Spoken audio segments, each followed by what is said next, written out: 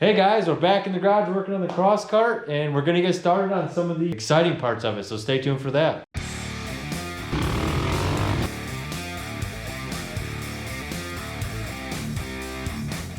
Kurt went to the junkyard, picked up a steering wheel for our steering column, and we have the rack and pinion, which we've seen a long time ago, but yeah, we're gonna modify that thing. And then we have a whole bunch of really cool parts that came in. We're gonna use some of this jumper cables for power cables. We have a really freaking awesome, that's my favorite, pedal assembly. Kurt found this, and this thing is just amazing. Has its own separate reservoirs for clutch and brake reservoirs. Some throttle cable that we're gonna use. Oh, look, I'm thirsty. Oh, there you go. Some new brakes for rotors and pads. A gas tank. We have all kinds of cool stuff. Yeah, the gas tank is check this out. sweet. That's an understatement. Look at this thing. 5 gallons of gas right there. Ooh. That's gonna look good sitting in there. Heck yeah. So we're gonna do a little bit of experimentation with our rack and pinion. So it's too wide right now to fit in there. By about 10 inches. Yeah, a lot. So we're gonna try and chop it in half and take a section out. Yeah, take a piece out and put it back together. Yeah, so we're gonna actually see what's inside of here. So it might work and it might not. Yep.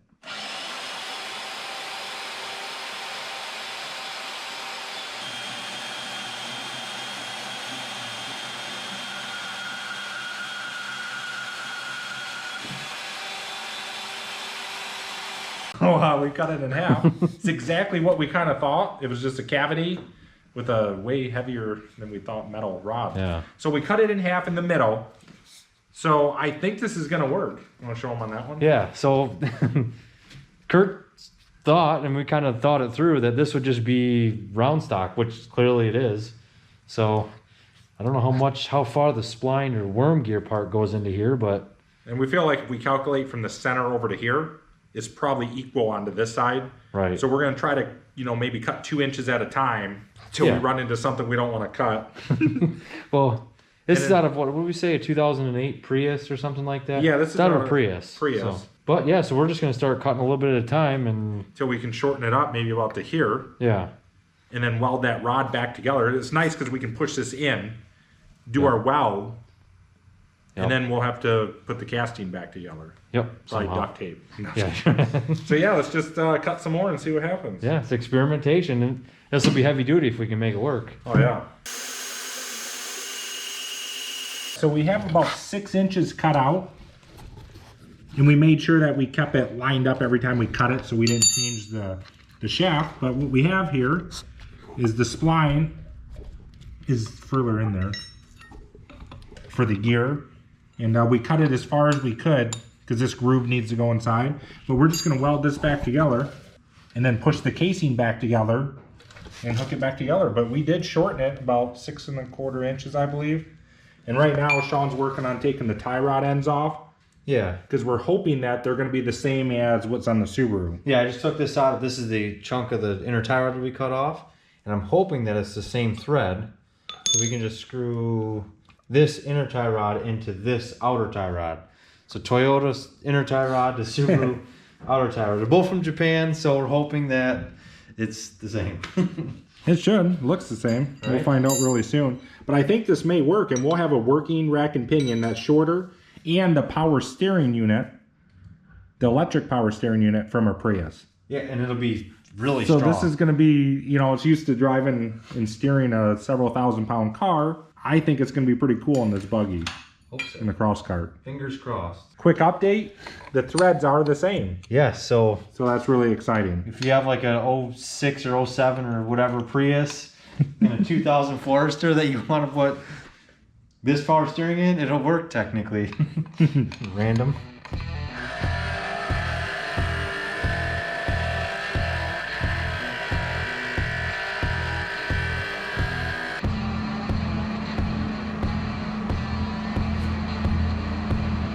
Cover my eyes. Hold it. Okay. Ready? Yep.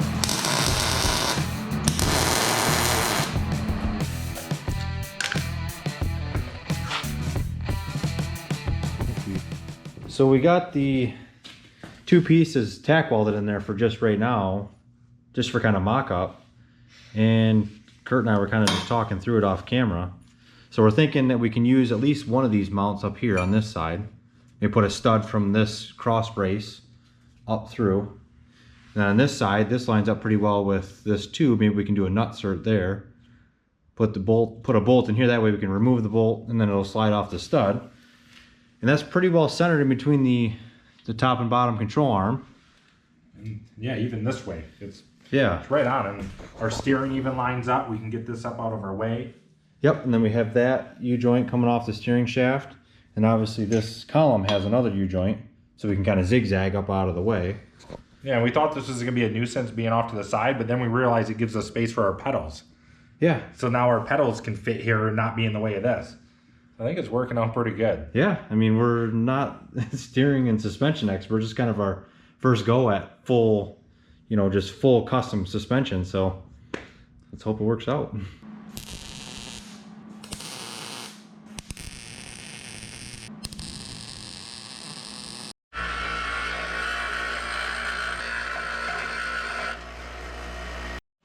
Okay, so we got the rack and pinion just kind of clamped in here, just to kind of get an eye and feel what it's going to look like. And then we started eyeing up the steering wheel, and the steering shaft and everything. So we're going to make up a piece to fit in here, something to hang the steering column from. So it's going to be pretty cool. And then we're going to see if we can get this welded, put those 2 pieces back together. And yeah, so this is kind of, we're just trying to lay it out and see how this is all going to work out.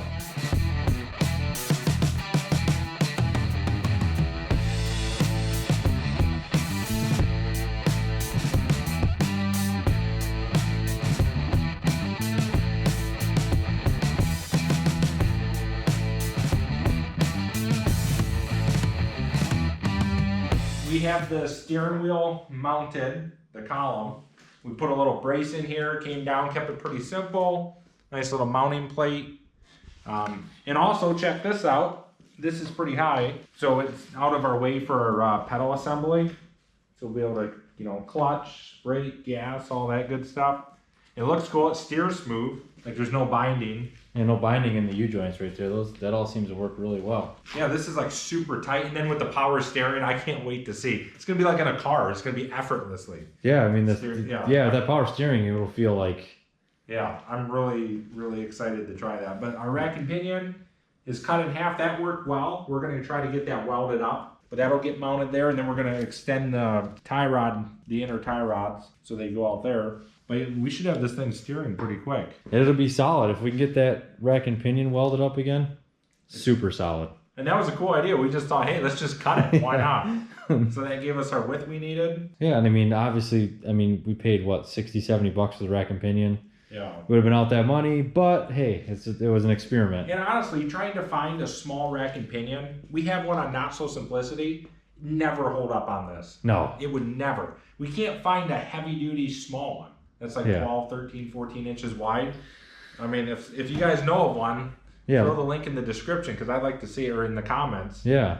But yeah, so this will be solid if we can get it to work. So we're getting the rack and pinion mounted up. So we're going to weld these 2 as studs because these are, on the same plane of each other. So these 2 will be studs welded to the frame. This bolt, we will weld a nut on the other side to the frame so we can just thread it in. But that's pretty much the spot it goes. I never would have thought that cutting a rack and pinion in half would actually work out. But looks like it's gonna work. Here's a rack and pinion all mounted in. We don't have a nut for this. We didn't have enough, but we got one here and one here. And yeah, so now it's good. But so we couldn't find anybody to weld this for us. Unfortunately, we don't have a TIG welder. So we're just going to use some stuff that Kurt bought, and I'll show you what that is. Yeah, it's this cool repair wrap. It's like a fiber wrap. I've used it before. It turns like steel, like it's like a mesh, and it's super strong. So we're just going to wrap it because it doesn't have a lot of stress anyway. So yeah, it's mounted in 3 locations down here. So we're hoping to put it in here. That stuff will harden up really nice, and then it should be good and solid. All right, so now we got that wrap put on. So we're letting that stuff set up. It takes like an hour or so, but that stuff's supposed to harden up like steel. Kurt's used it before, so he said it works pretty good. It's pretty cool.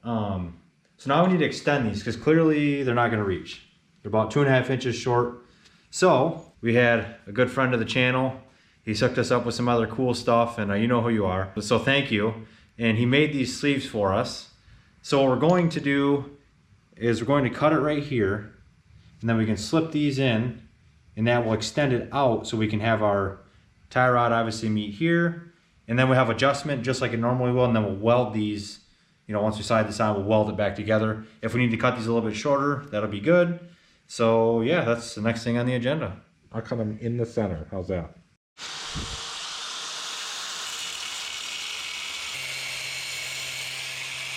Don't run over the welding thingy and break it. It's not mine. Okay, so we've gotten these cut. Right there you can see. Sleeve fits really nice. Get everything straight and aligned. So we'll tack these up. And then we still have a nice adjustment here. And it should be good and strong, so.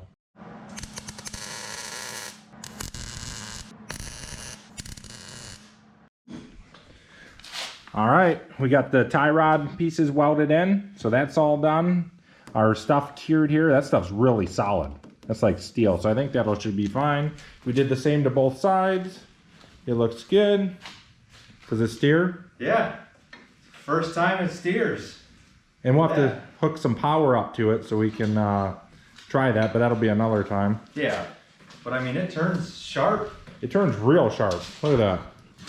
Kind of hard to see in the pit video, but yeah, no, that's sweet.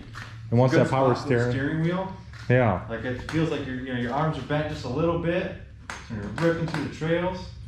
Yeah, this thing is awesome.